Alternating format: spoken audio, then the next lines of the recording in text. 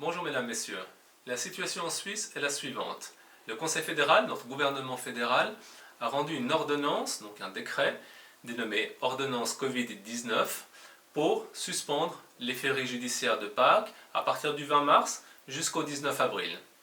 Les délais vont donc commencer à courir de nouveau à partir du 20 avril. S'agissant maintenant de l'IFPI, de l'Institut fédéral de la propriété intellectuelle, il prône une approche qui est tout à fait souple dans la mesure où, évidemment, il s'est calqué sur l'ordonnance du Conseil fédéral. Les délais qui sont arrivés à échéance pendant cette période, entre le 20 mars et le 19 avril, ont été suspendus. Ils ont commencé à courir de nouveau le 20 avril. S'agissant à présent des délais qu'on peut faire prolonger, une fois, voire deux fois, en général c'est 1 mois ou 2 mois selon le type de procédure, l'Institut accepte à présent de les prolonger pour 2 mois.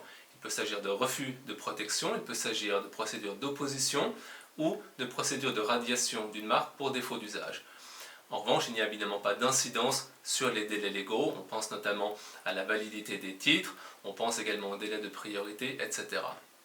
S'agissant maintenant des tribunaux, nous sommes dans un État fédéral, ce qui signifie que chaque canton est compétent en la matière.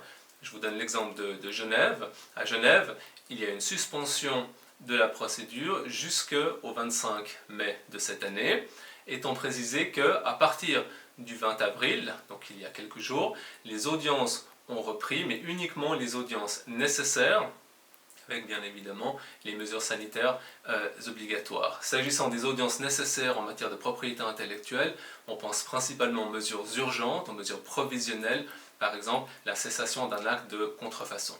De manière générale, la procédure écrite est privilégiée, on va donc éviter les audiences de plaidoirie. Et puis en dernier lieu, le Conseil fédéral a rendu une ordonnance, donc un décret, le 16 avril, permettant, en matière de procédure civile, l'usage de la vidéoconférence. Il reste à déterminer, évidemment, si cette pratique sera maintenue après cette période de coronavirus. Et puis, en dernier lieu, j'aimerais préciser que le semi-confinement qui est en vigueur en Suisse prendra fin dans une semaine, le 11 mai 2020. On va donc assister petit à petit à une reprise progressive de l'activité des tribunaux et de l'Institut. Voilà la situation en Suisse.